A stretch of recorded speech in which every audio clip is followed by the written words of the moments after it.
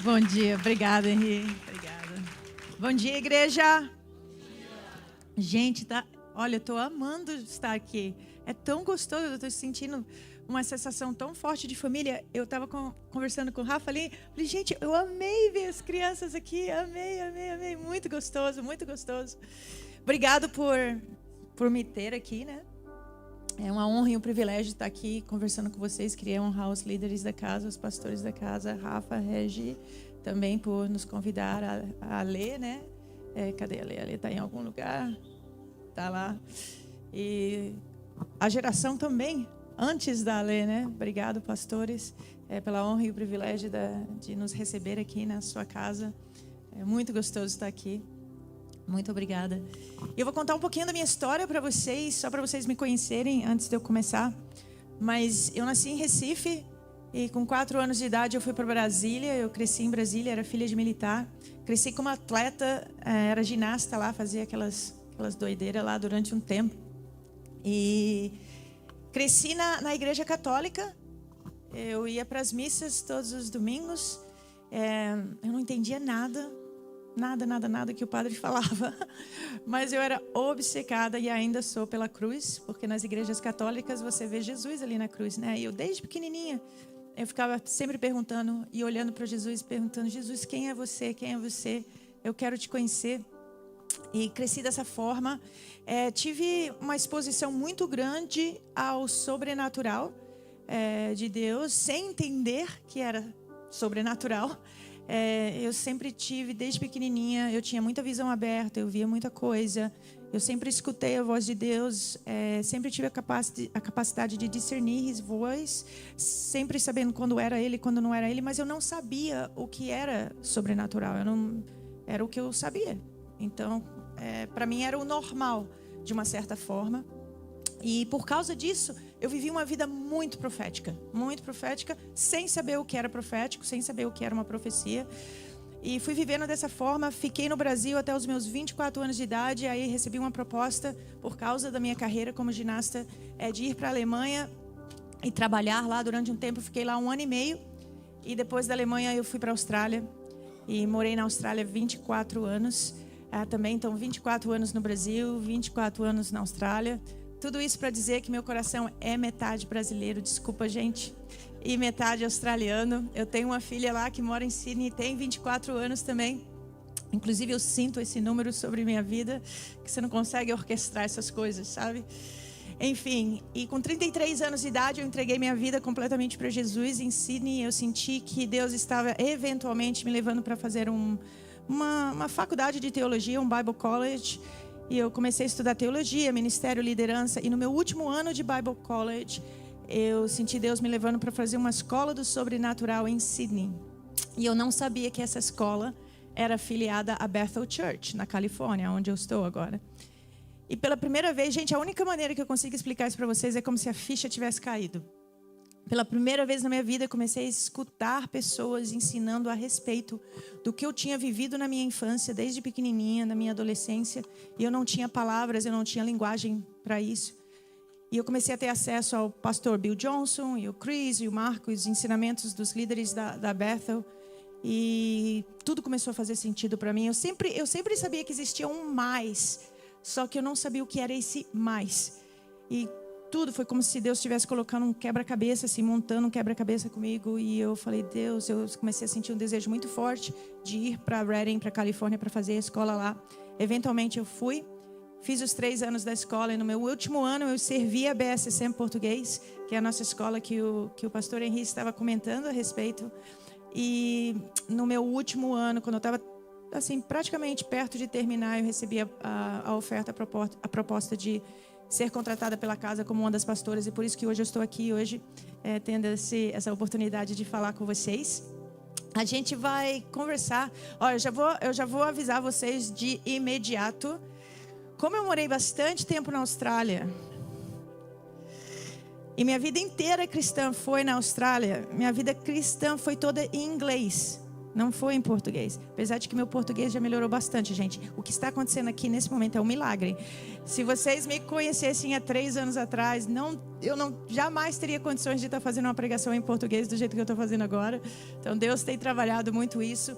Mas se de vez em quando eu falar umas palavrinhas assim meio esquisitas, já me perdoem, tá? Porque pode sair. Já estou avisando que pode sair. Eu vou só avisar para vocês a pior que eu já fiz até hoje. Então eu prometo para vocês que não vai passar disso. Vai ser daquele nível para baixo, tá bom? Mas em inglês a gente tem a palavra anointing.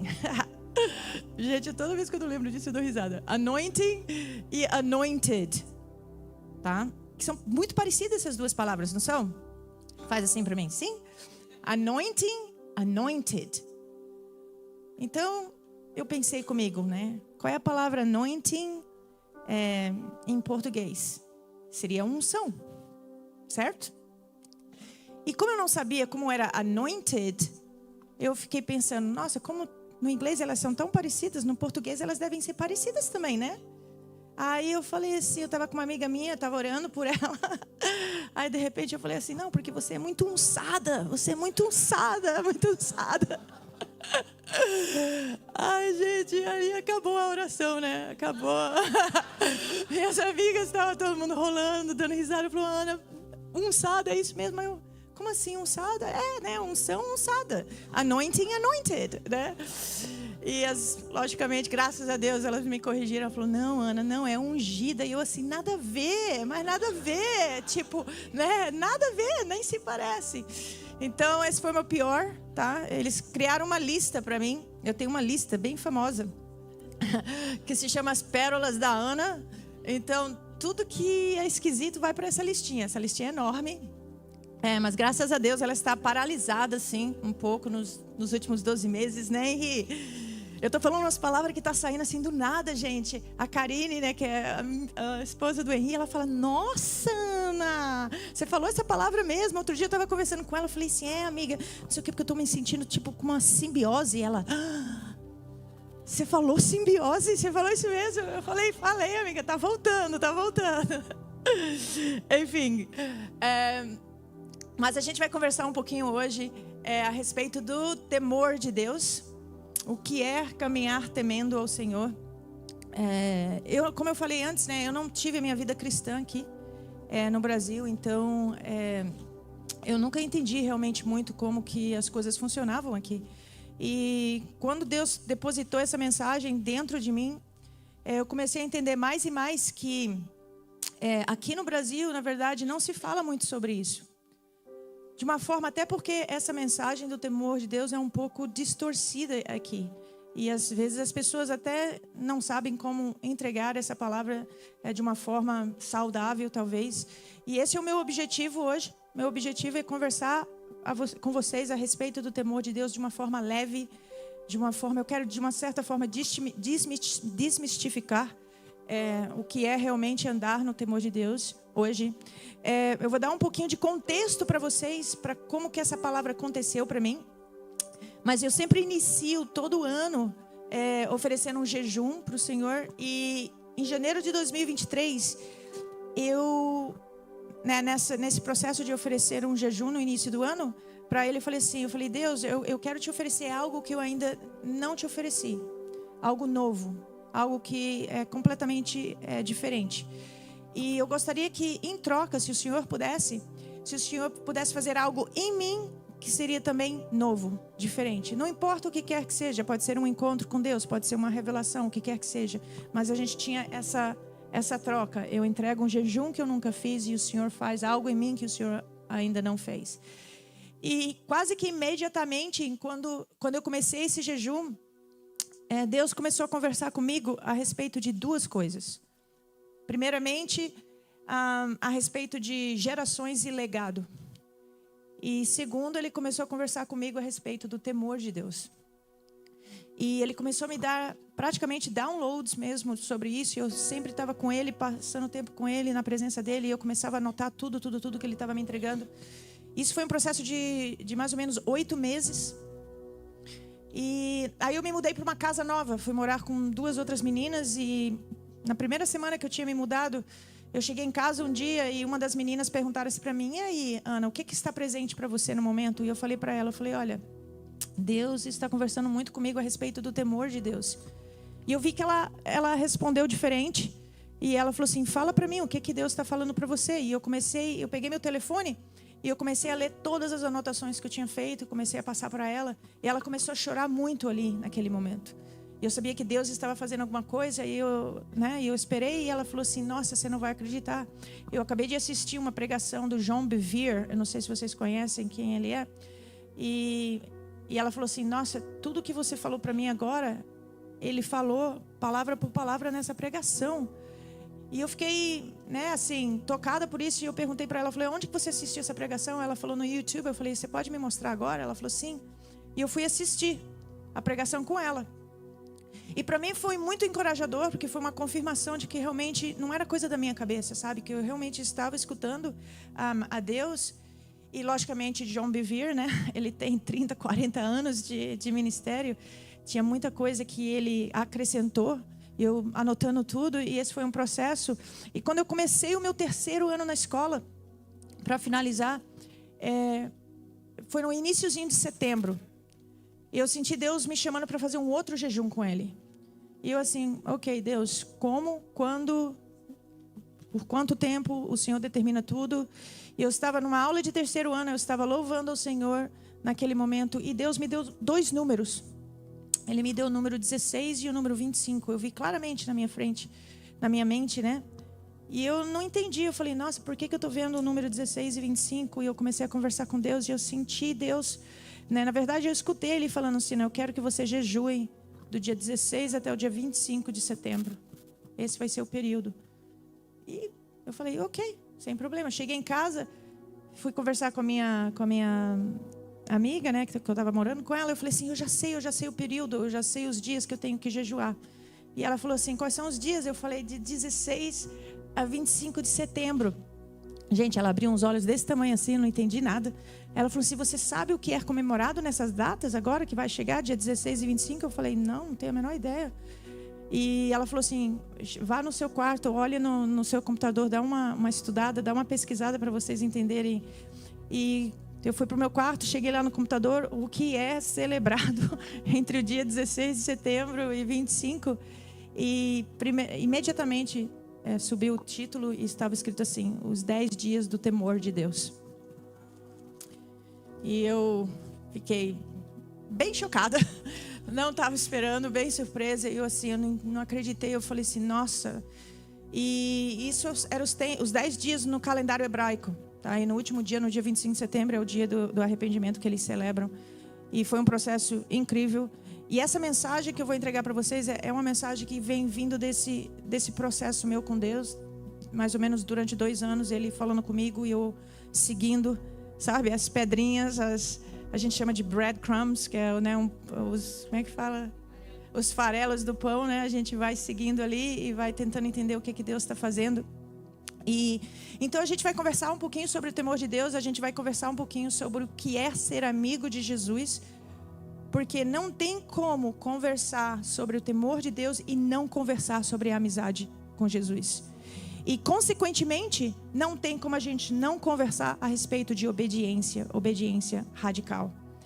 E é isso que eu quero trazer para vocês de uma forma leve, porque quando a gente pensa na palavra obediência, a gente já tende a pensar numa conotação negativa, né? Tipo, se você não fizer isso, você vai ser punido. Se você não fizer isso, você vai ficar de castigo. Se você desobedecer, obediência, às vezes, muitas vezes, na nossa cabeça, a gente pensa que é algo que a gente tem que fazer contra a nossa própria vontade.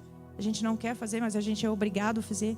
E como eu falei inicialmente, eu quero desmistificar isso. Eu quero trazer para vocês eu quero ressignificar, na verdade, essa palavra para vocês. Eu quero normalizar essa palavra obediência na vida de vocês. Ok? Vocês estão prontos? Vou perguntar de novo. Vocês estão prontos? Sim. Amém, amém. Muito bom, muito bom. Então vamos lá. Eu vou citar muitos versículos, tá? Então se vocês estiverem fazendo anotação, vão anotando aí, para se vocês quiserem passar tempo com Deus depois, meditar sobre essas passagens. Se vocês gostam de título também, se vocês estão fazendo anotação, vocês podem colocar aí no título: a amizade com Jesus é reservado àqueles que os temem. Aqueles que o temem. E vamos lá. Vamos começar em João. Em João 14, 23, 24. Fala assim: Jesus respondeu: se alguém me ama, obedecerá a minha palavra. O meu Pai o amará, e nós viremos a ele e faremos nele uma morada. Aquele que não me ama, não obedece. Segunda vez que fala a palavra obedecer ali, né? As minhas palavras. Estas palavras que vocês ouvem não são minhas, mas do Pai que me enviou. Então, Jesus é bem claro nessa passagem, né? Ele fala ali: se alguém me ama, obedecerá a minha palavra. E o que ele fala nessa passagem? Ele fala que realmente a única maneira de demonstrar amor a Ele é através da obediência. E ele fala: aquele que não me ama, não obedece. E eu acredito, gente, enquanto eu vou liberando essa mensagem para vocês, eu sinto que o Espírito Santo já vai começar a conversar com vocês, tá? Então eu já quero deixar o altar livre. A nossa Kênia maravilhosa, ela leu ela nem sabia do que eu ia pregar hoje, e a Kênia recebeu aquele poema de noite, e ela falou o quê? Ela falou assim, que Jesus é o nosso altar. Jesus é o nosso altar. Então eu quero deixar bem livre aqui para vocês que a gente está em família hoje, né? E tudo que a gente leva para a luz do Senhor, o inimigo não tem mais poder sobre isso. Então, se vocês sentirem de virem aqui para frente, vocês têm toda a liberdade. Eu estou dando toda a liberdade para vocês virem aqui para frente e começarem a colocar certas coisas nos pés de Jesus, no altar. Como a Kênia falou, Ele é o nosso altar. E eu acredito que hoje Ele vai fazer esse convite para muitos de vocês, para colocarem certas coisas nos pés de Jesus, no altar de Jesus. Amém? Então vamos conversar primeiramente sobre a expressão temor de Deus. Quando eu comecei esse estudo, eu fiquei impressionada com a quantidade de vezes que essa expressão aparece na Bíblia. Gente, essa expressão ela é mencionada mais de 400 vezes na Bíblia. No livro de Provérbios, ela é mencionada mais de 20 vezes. No livro de Salmos, ela é mencionada mais de 40 vezes. E o que isso indica pra gente, né? Que se Deus está mencionando mais de 400 vezes na Bíblia, é que Ele quer que a gente preste atenção nisso, né? Que é importante para Ele. Eu fiquei realmente muito impressionada. Eu não sabia que isso era mencionado várias vezes dessa forma. E vamos definir, biblicamente falando, o que é o temor de Deus. Reverenciar e ter total admiração por Ele. Respeitar, honrar, venerar e adorar a Ele acima de tudo. Odiar o pecado, odiar a injustiça. Caminhar em autêntica humildade diante de Deus e diante da humanidade. Dar tudo a Ele o que lhe pertence. E essa última aqui, alguns de vocês não vão gostar, que eu também não gostei. E fala assim: abster-se de qualquer reclamação, murmuração ou resmungo. Uau! Eu falei, ok, Deus. Estamos todos ali, ok, Deus, faça em mim o que precisa ser feito, né? Em Isaías 33:6, fala assim: o temor do Senhor é o tesouro mais precioso que o seu povo tem. É um tesouro mais precioso, gente. Em Provérbios 9:10, muitos de nós conhecemos essa passagem, fala que o temor de Deus é o princípio da sabedoria. Em Salmos 145:19, fala assim, e a gente vai conversar sobre isso daqui a pouquinho. Ele fala: Ele cumprirá o desejo dos que o temem, ouvirá o seu clamor e os salvará. A gente vai voltar nesses salmos daqui a pouquinho. E quando eu comecei a fazer esse estudo do temor de Deus, eu comecei a estudar sobre personagens na Bíblia que tinham tido encontros face a face com Deus. Sabemos de vários, né? Jó, Ezequiel, Moisés, Abraão, todos eles tiveram um encontro com Deus face a face. E o que acontece? O que aconteceu com todos eles quando eles tiveram esse encontro com Deus? Eles caíram no chão? Todos eles, quando você lê essas passagens, que você lê essas histórias, tremendo. Mas eles não estavam tremendo porque eles estavam com medo de Deus. Eles estavam tremendo por causa da reverência por Deus, né? Eu queria fazer uma pergunta para vocês agora. Eu gostaria de vocês pensarem agora. Quem é o seu melhor amigo? Uma pessoa que você considera o seu melhor amigo ou a sua melhor amiga? Vou dar 10 segundinhos aí para vocês pensarem em alguém. E eu gostaria de vocês começarem a perguntar para si mesmos o porquê. O porquê que você considera essa pessoa o seu melhor amigo, a sua melhor amiga. Você poderia dizer que você confia nessa pessoa? Que você pode ser transparente com essa pessoa? Você pode ser vulnerável com essa pessoa? Você não precisa esconder nada dela. Por quê? Porque você confia nessa pessoa. Certo? Então, como que nós podemos ser amigos de Jesus ou termos Jesus como nosso melhor amigo se a gente tem medo dele? Não faz sentido, né? Se a gente tem medo de Jesus, a gente vai esconder certas coisas dele. A gente não vai se abrir, a gente não vai ser vulnerável, a gente não vai ser transparente, né? E nesse estudo eu consegui entender, então, em conclusão, de que temer o Senhor não é ter medo de Jesus, mas é ter medo de estar longe de Jesus. Amém? E a pergunta, então, ela ficou um pouquinho diferente. Eu não comecei, porque a gente sabe, né? A gente sabe que Jesus é o nosso amigo. A gente sabe que o caráter dele nunca muda. Ele é quem ele fala que ele é. Ele não precisa provar, né, que ele é o nosso amigo. Mas a questão a perguntar é o seguinte: nós somos amigos de Jesus? Eu sou amiga de Jesus? Eu perguntei isso para ele. Jesus, ok, eu sou tua amiga então? E se eu não sou, o que eu preciso fazer para me tornar a sua amiga?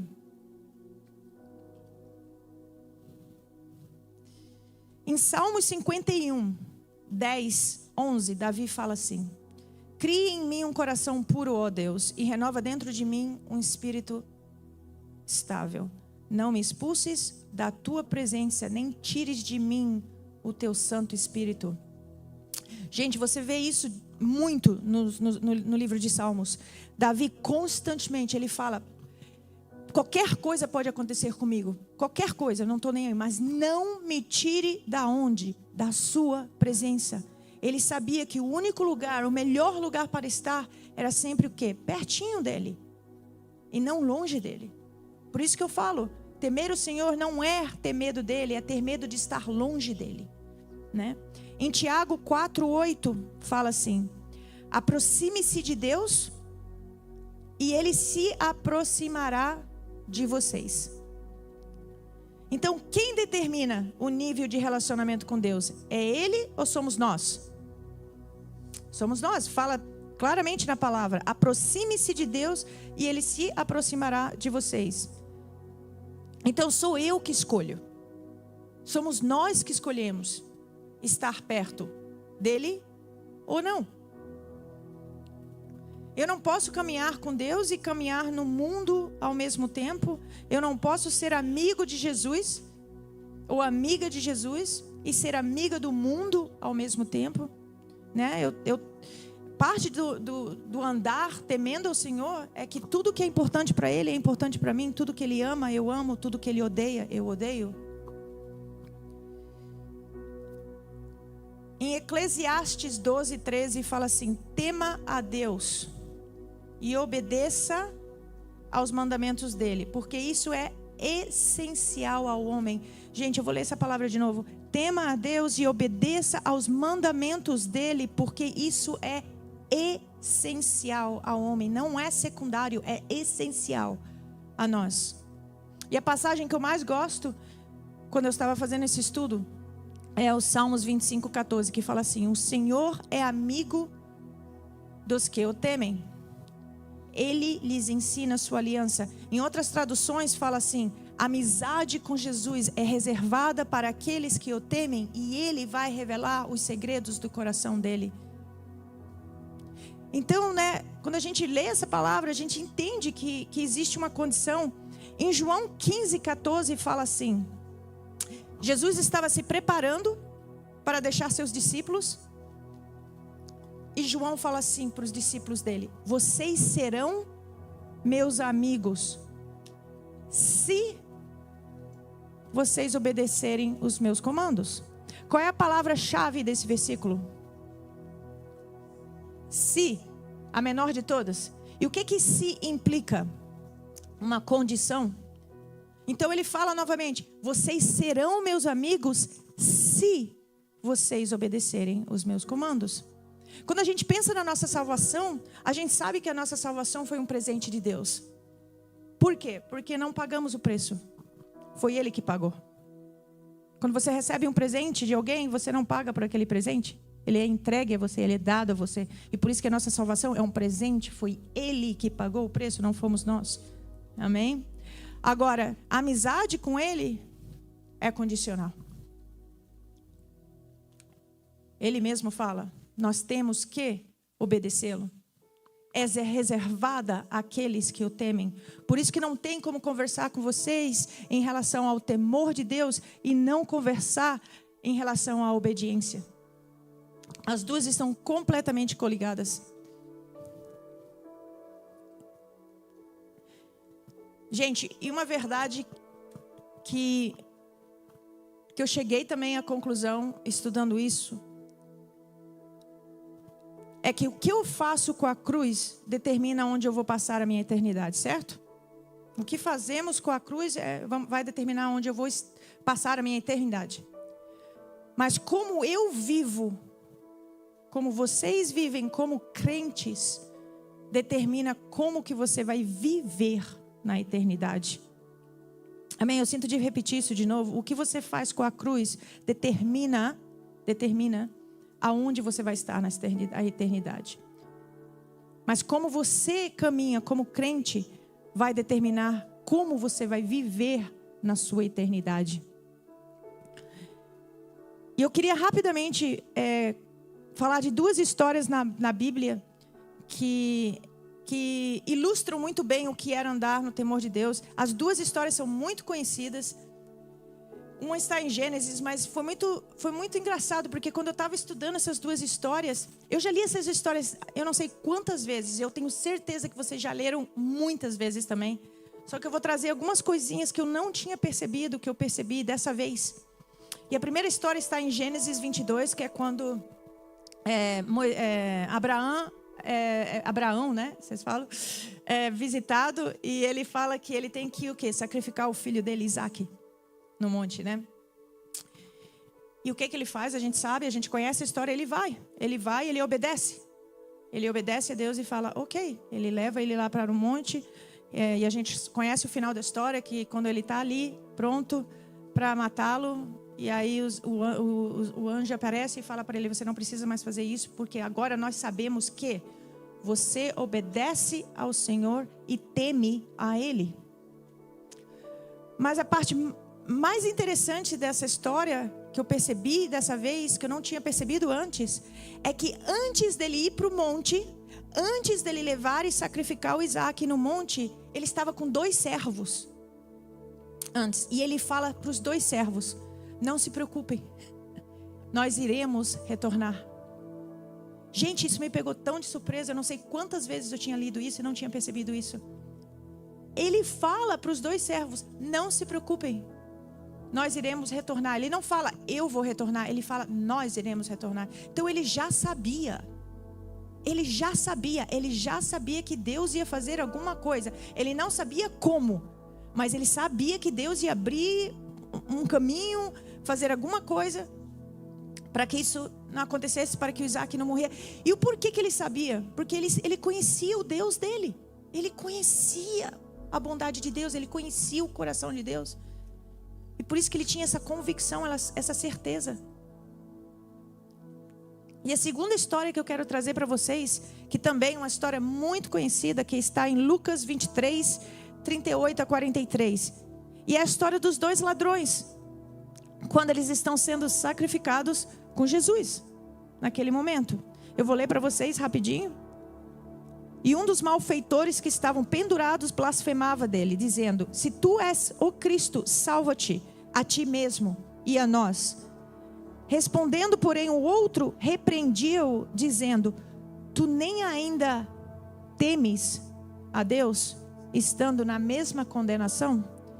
E nós, na verdade, com justiça, porque recebemos o que os nossos feitos mereciam, mas este nenhum mal fez. E disse a Jesus: Senhor, lembra-te de mim quando entrares no teu reino. E disse-lhe Jesus: em verdade te digo que hoje estarás comigo no paraíso. Gente, sabe o que é interessante aqui? É que em Salmos, eu li antes, né? Em Salmos 145, 19 fala o seguinte: ele cumprirá o desejo do que o temem, ouvirá o seu clamor e os salvará. Gente, existiam 2 ladrões, um que blasfemava e o outro que temia. E como resultado, ele foi salvo. Isso é a importância de caminhar temendo ao Senhor. Levou ele à salvação dele. Porque naquele momento ele reconheceu quem Jesus era. Naquele momento ele teve reverência por Deus. Naquele momento ele reconheceu a soberania de Jesus. E ele temeu ao Senhor naquele momento e o levou ao paraíso.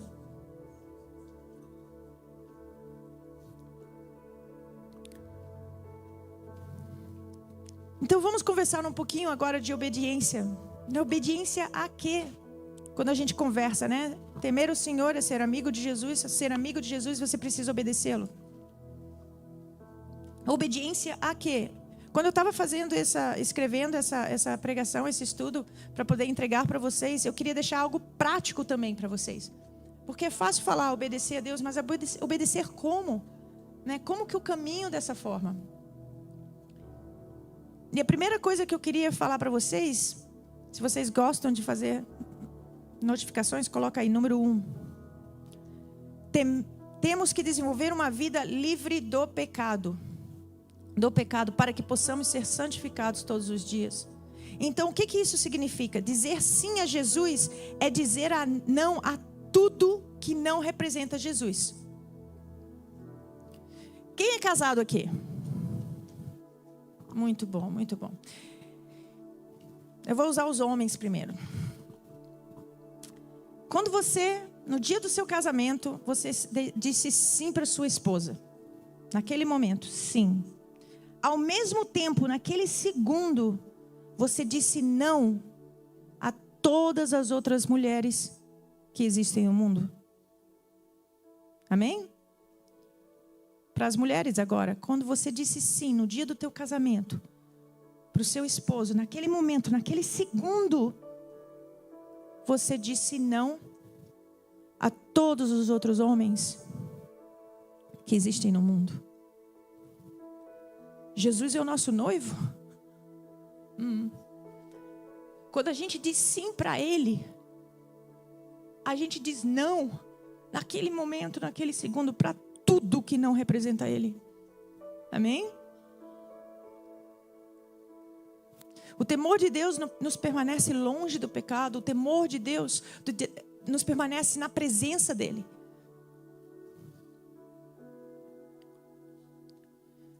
Segundo, obedecer às instruções de Jesus. Em Mateus 10, 8, nós conhecemos essa passagem muito bem. Fala: curem os enfermos, ressuscitem os mortos, purifiquem os leprosos, expulsem os demônios. Vocês receberam de graça, deem também de graça. Nessa passagem não fala só os profetas vão curar os enfermos, ressuscitar os mortos, purificar os... Não fala só os evangelistas ou só os, pastores ou mestres. Não, ele fala todos nós. Está aqui escrito, são as instruções. curem os enfermos, ressuscitem os mortos, purifiquem os leprosos, expulsem os demônios. O que isso significa? Que nós todos, como corpo de Cristo, temos que ser os pés e as mãos de Jesus aonde a gente vai. E eu vou contar um testemunho, que eu gosto muito de contar testemunhos. Essa história é uma das histórias que eu já vivi, muito engraçada, muito louca, que demonstra muito o que eu vou falar agora. Toda vez que eu entro em alguma loja ou algum supermercado, o que quer que seja, eu sempre estou perguntando para Deus: ok, Deus, eu estou disponível, eu estou à tua disponibilidade. Tem alguém aqui que o Senhor quer tocar? Tem alguém aqui que o Senhor quer orar? O que o Senhor quer fazer? E imediatamente Deus me mostrou essa mulher. E Ele me deu uma palavra para ela. Gente, eu já vou de antemão falar para vocês que eu não faço isso com frequência, tá? Não é algo que eu faço assim. Mas eu comecei a segui-la no supermercado. Eu comecei a segui-la. Eu não faço isso, gente. Aí eu comecei a segui-la. E eu assim, nossa, eu tenho que entregar essa palavra para essa mulher. Eu tenho que entregar. Eu estava assim. Sabe quando você sabe que você sabe que você sabe, né? E aí eu vi ela passando pelo caixa, e eu fui pro outro caixa, e o carinha aqui desse caixa começou a conversar comigo, e eu assim, eu não posso conversar com você. E eu vi ela saindo do supermercado, assim. Gente, eu não faço isso, tá? Eu tô estressando esse ponto. Aí eu vi ela saindo assim, aí eventualmente eu saí do Trader Joe's, esse supermercado, aí eu vi ela praticamente entrando dentro do carro dela. E eu joguei minhas coisas no meu carro. E acreditem ou não, mas eu comecei a seguir essa mulher no carro, gente. Eu fiz isso, eu fiz. Eu não faço isso, mas eu fiz. Eu comecei a seguir, eu comecei a dar tanta risada no carro, que eu falava, meu Deus, eu não acredito que eu estou seguindo uma mulher que eu nunca vi na minha vida. Estou seguindo ela no carro e eu dando risada. Aí, de repente, Deus fala assim para mim: não se preocupe, vai para casa. Gente, eu comecei a entrar numa discussão com Deus dentro do carro. Não, Deus, que isso? Mas eu sei que essa palavra é para ela. Como assim? Não se preocupe, vai para casa. Não. Eu preciso entregar, tá tudo bem. Eu vou atrás dela, eu encontro ela. Eu ia segui-la até a casa dela, sei lá para onde ela estava indo, mas eu ia. Aí Deus fala de novo comigo. Segunda vez, Ele fala: não se preocupe, vai para casa. Eu não entendi nada. Fui para casa. No dia seguinte, era o dia de ação de graças nos Estados Unidos. Então, a gente celebra, né? A gente chama de Thanksgiving. E eu tinha um jantar marcado para ir nessa casa de convidados que eu não conhecia. Eu só tinha 2 casais nesse jantar que eu conhecia.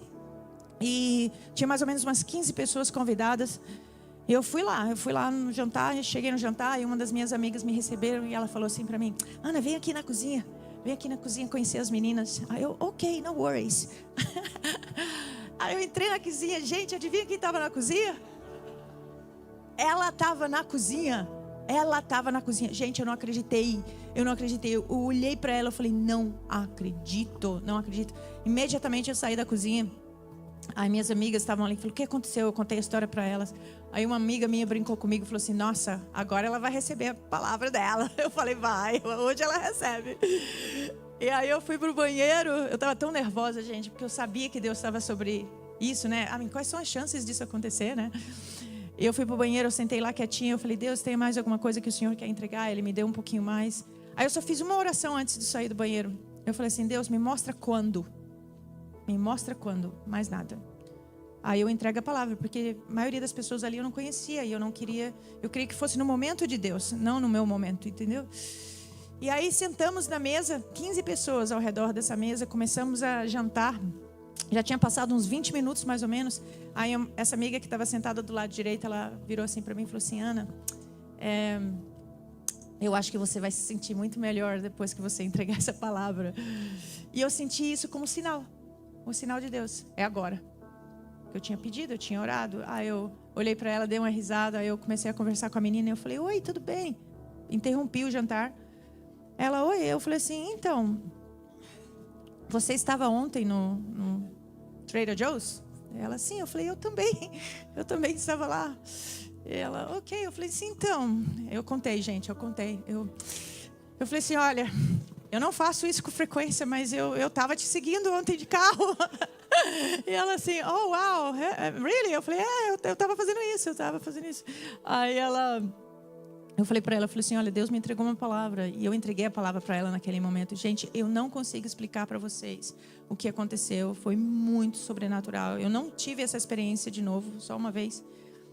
Mas o Espírito Santo baixou naquele lugar. De uma forma que as 15 pessoas na mesa, todos nós tivemos um encontro com Deus. Todos nós, no meio do jantar.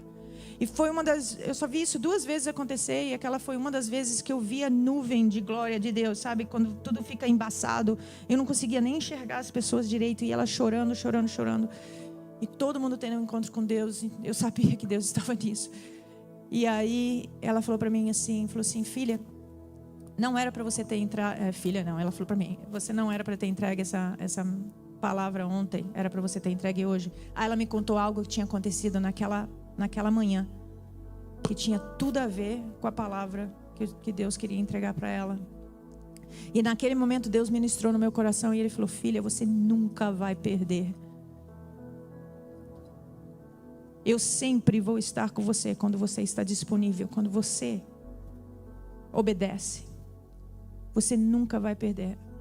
Eu sempre vou chegar em tempo. E eu achei isso muito legal, porque Ele mostrou para mim naquele momento que o tempo dele é perfeito. Que Ele nunca atrasa, Ele nunca adianta. O tempo dele é perfeito.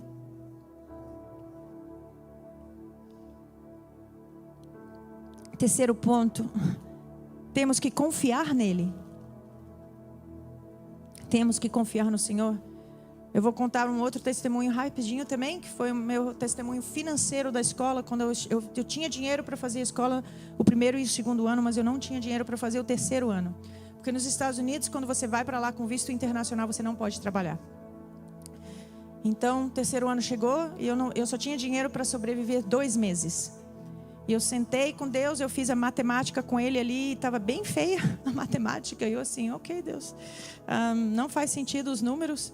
Eu não tenho como fazer o 3º ano, mas Ele já tinha confirmado várias vezes que era para eu fazer. E eu falei assim, ok, Tu me chamou, eu estou obedecendo, a conta é tua.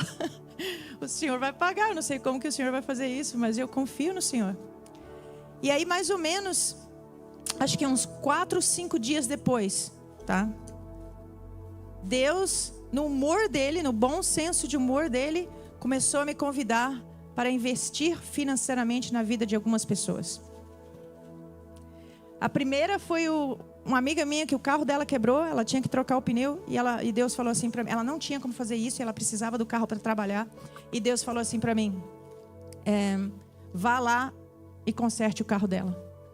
E eu assim, ok, sem problemas, fui lá e consertei o carro dela. Aí mais ou menos uns 4, 5 dias depois eu me encontrei com um casal, amigos meus, pastores da casa que tinham acabado de casar.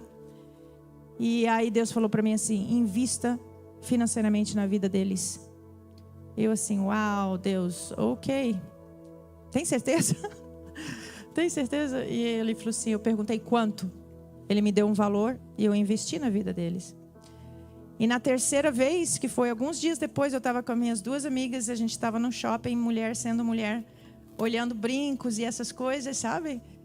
E aí uma falou, eu quero esse. Aí a outra, eu quero esse. Ana, qual que você quer? Eu falei, nenhum. Não quero nem olhar. Eu não posso comprar, não quero nem ver. E aí quando eu estava saindo da loja, Deus falou assim para mim, eu quero que você volte lá e compre os brincos para elas. Aí eu comecei a conversar com Deus. Eu falei, não. Eu falei, Deus, o carro era importante. Ela precisava. Meus amigos que casaram, eles precisavam de dinheiro. Tudo bem, agora brinco? Aí eu falei, elas não precisam de brinco, Deus. Elas têm brincos, bastante. Eu falei, não. E Deus, vai lá e compre os brincos. Ok. Eu até brincando falei assim para Deus, eu estou me divertindo fazendo isso, mas poxa vida, não esquece da minha conta bancária, porque ela está bem, bem feinha. E, enfim, eu tinha 2 meses para me sustentar lá e agora só tinha 1. E eu assim, tudo bem, né? 4 semanas depois eu fui numa festa de aniversário e conheci um casal que eu não conhecia e Deus me entregou uma palavra profética para eles. E eu fui e entreguei essa palavra profética. E foi lindo o momento ali, a esposa teve um momento com Deus e Deus te abençoe, e continuamos na festa. 2 semanas depois, eles me ligam para me falar o impacto que daquela mensagem, daquela palavra que Deus tinha entregue para eles e o que tinha causado na vida deles. E Deus tinha conversado com eles naquelas 2 semanas e para que eles investissem na minha vida financeiramente. E eles falaram assim para mim: Ana, a gente vai te dar $5.000. Eu nunca tive ninguém nem me dando, sei lá, $200, quanto mais $5.000. Eu assim, não acredito, e eu chorava. E foi muito louco, porque o dinheiro entrou na minha conta às 9 horas da manhã. E eu tinha que pagar a escola às 10 horas da manhã. Amém? O tempo de Deus é perfeito. Aí logo depois eu fui convidada para ir numa viagem aqui para o Brasil, para Brasília, com o time do Chris Volaton e da Escola de Profetas e com a BSC em português, para a gente fazer isso em Brasília. E eu não tinha dinheiro para fazer essa viagem, não tinha como. E aí eu liguei para o meu pai, desejei feliz aniversário no meu pai, 6 de outubro. Eu falei: feliz aniversário, pai. E ele falou assim: obrigada, filha. Eu falei assim: pai, eu sou o teu presente. Eu falei assim: estou chegando aí em novembro e faziam 4 anos que eu não via a minha família. E eu falei assim: então vamos lá, eu estou chegando aí em novembro, a gente vai se divertir. Eu desliguei o telefone e comecei a chorar, porque eu não tinha condições financeiras de fazer. Os 5 mil que eu tinha recebido era logicamente para pagar a conta, aluguel, essas coisas, e a escola. E aí naquele momento eu me ajoelhei no meu quarto mesmo, eu comecei a chorar e eu falei assim para Deus, eu falei: Deus, eu posso jejuar, eu não preciso de comida, mas eu preciso de um colchão na casa de alguém. Eu falei para ele, Deus, eu preciso de algum lugar que eu possa descansar, na sala, no chão, de alguma pessoa lá em Brasília. E aí naquele momento, naquele segundo, meu telefone tocou. E era um casal, amigos meus, que fazia um tempinho que eles não conversavam comigo. E Deus tinha falado com eles, e eles falaram que eles iam pagar a minha viagem inteirinha. E eles não só pagaram a minha viagem, mas eles pagaram as passagens. Eles me colocaram num hotel 5 estrelas. Eles alugaram meu carro para eu ter carro durante 2 semanas. E eles pagaram a minha comida inteirinha durante 2 semanas. Mas, gente, eu chorava. Eu falava: eu nunca vivi isso na minha vida. Quando eu desliguei o telefone, Deus falou assim para mim: minha filha, você me pediu por um colchão, mas eu vou te dar um hotel 5 estrelas. Amém? Eu sinto de liberar esse testemunho sobre vocês aqui. Em nome de Jesus, eu peço agora, Senhor, que do mesmo jeito que o Senhor me entregou um hotel 5 estrelas quando eu pedi por um colchão, eu peço agora, Senhor, faça de novo, para a glória do Teu nome, Efésios 3:20, sobre essa casa, sobre as famílias dessa casa, sobre os convidados dessa casa, sobre todos aqui. Que tudo que vocês imaginarem, sonharem, pedirem, vocês vão receber isso e muito mais. Que vocês vão pedir por um colchão e Ele vai entregar um hotel 5 estrelas para vocês, porque esse é o nosso Pai. Ele é o Deus do suficiente. Amém?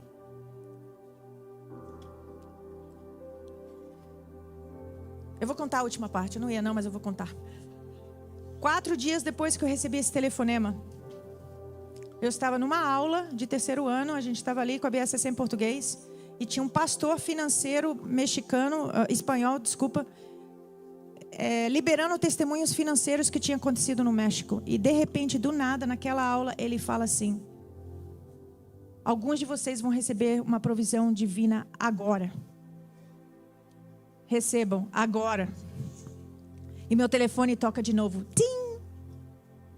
Uma mensagem chega, era uma amiga minha de Oregon, que eu não falava já tinha uns 6 meses, e ela falou assim: oi, querida, você já checou o seu correio ultimamente? E eu olhei para a mensagem, eu falei: não acredito. Porque só nos Estados Unidos que você recebe dinheiro por correio, gente. Tá? Em nenhum outro lugar do mundo isso acontece. E eles ainda usam cheques, acreditem ou não. E eu olhei para a Karine, que é a esposa do Henry. Eu olhei cá, eu falei: cá, olha essa mensagem. Ela olhou assim, ela falou: não acredito.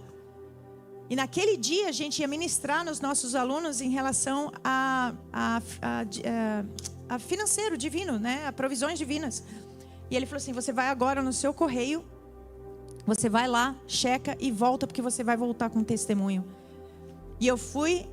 Quando eu cheguei lá, eu vi o envelope, eu abri e no envelope tinha uma mensagem. E estava escrito Salmos 33:18, que fala assim: os olhos do Senhor estão sobre aqueles que o temem. E tinha um outro cheque de $5.000. Ai. Deus é muito bom, muito bom, muito bom. E para terminar, a gente só vai conversar um pouquinho rapidamente em relação ao temor dos homens. Quem aqui quer viver um romper em relação a isso?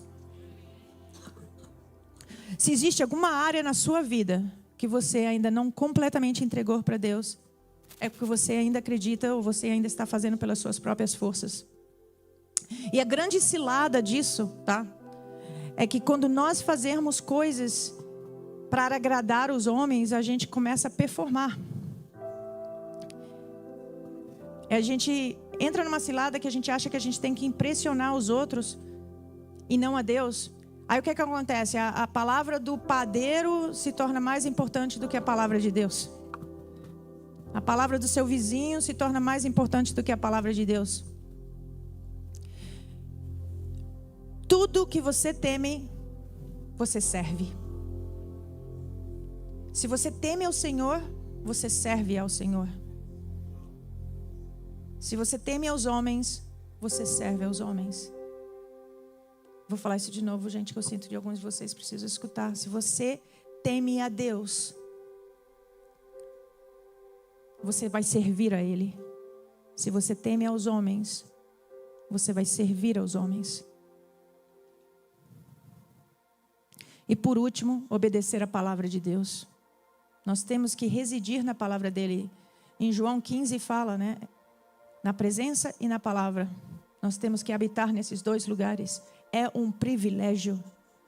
É um privilégio viver e habitar na presença de Deus e na palavra dele. Ele é a palavra. Amém? E eu queria fazer um convite a vocês agora, como eu falei no início, né? A Kênia tão lindamente colocou: Ele é o nosso altar, Ele é o nosso altar. E hoje eu acredito que vai ser um dia que vai marcar a vida de muitos de vocês. De muitos de vocês.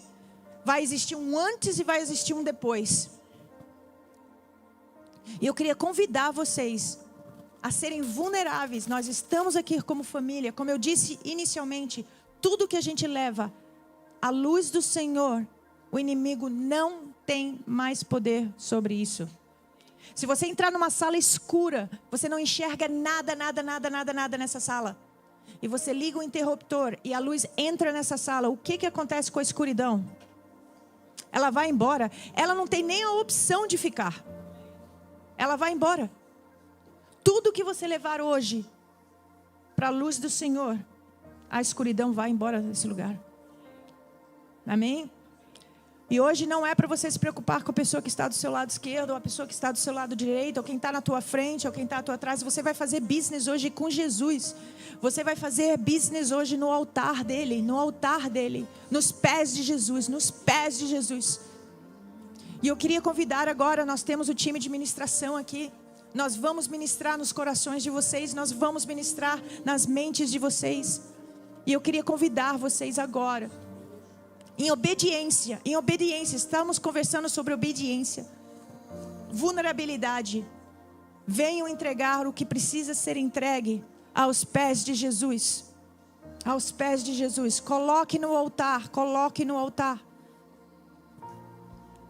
Para que a luz dele prevaleça agora. Em nome de Jesus, em nome de Jesus. Obrigado, Espírito Santo.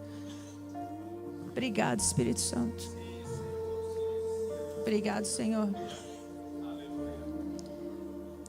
Gente, tem bastante espaço aqui na frente, tá? A gente vai abrir o altar do Senhor hoje, para que você possa fazer business com os pés de Jesus hoje. Obrigado, Jesus. Obrigado, Jesus.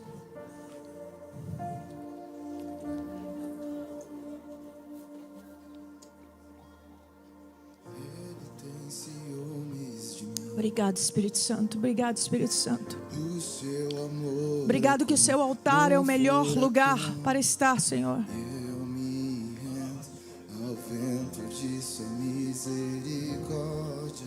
Obrigado, Jesus. Obrigado, Espírito Santo. Então de repente não vejo mais minhas aflições, eu só vejo a glória e percebo quão maravilhoso Ele é. Obrigado, Jesus. Obrigado, Jesus. Obrigado por corações rendidos, Senhor. Obrigado pelos corações quebrantados hoje, Senhor. Hoje é o dia que tudo muda. Tudo muda. Em nome de Jesus. Em nome de Jesus. Obrigado, Jesus.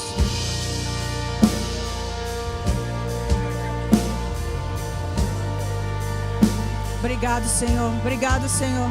Obrigado, Jesus.